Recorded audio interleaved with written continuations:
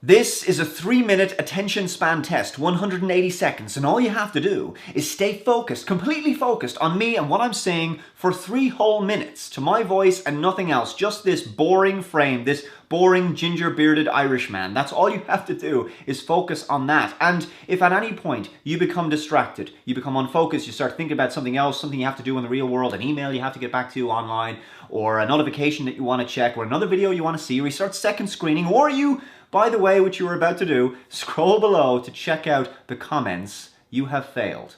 Okay, take note of when something like that happens. When your mind becomes distracted, when you start to stop listening to me and you start fluttering away in your mind, take note of the timestamp there on the on-screen counter. What second was it that that occurred? Now, College Humor did a similar test. I've made lots of videos on social media addiction and how the brain can affect our minds and how we become more and more distracted and how it affects our attention span as we flutter from one website, one blog, one social media network, one email, one video to the next. And you go online, you go on for a specific purpose, you end up doing 8 other things you hadn't planned to.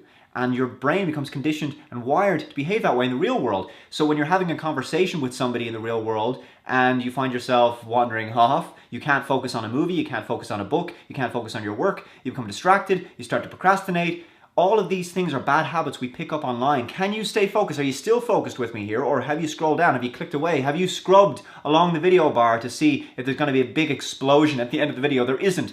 And we're up to 1 minute 36 seconds. So when you see big YouTubers who employ all these special effects and all these shouty videos and jump cuts and sound effects and all this visual and auditory stimulation, the reason that that's done is not just because it's become a kind of a standard way of operating on YouTube, but also because it's a great way of keeping you focused and a kind of Pavlovian dog. You're constantly getting these rewards all the time at you, and you stay focused and you become entertained, but then when you click away from that video, you're kind of, what did I just watch? What was the content of the video? What was the purpose of that video?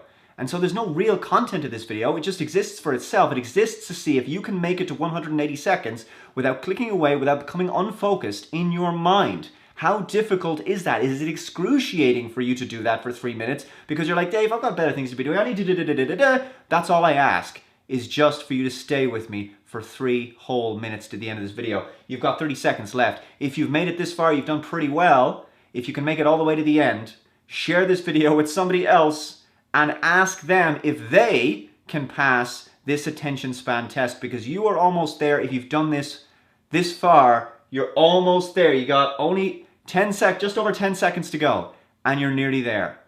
That's it. That's all you had to do for 3 whole minutes. And there's hope for your attention span yet.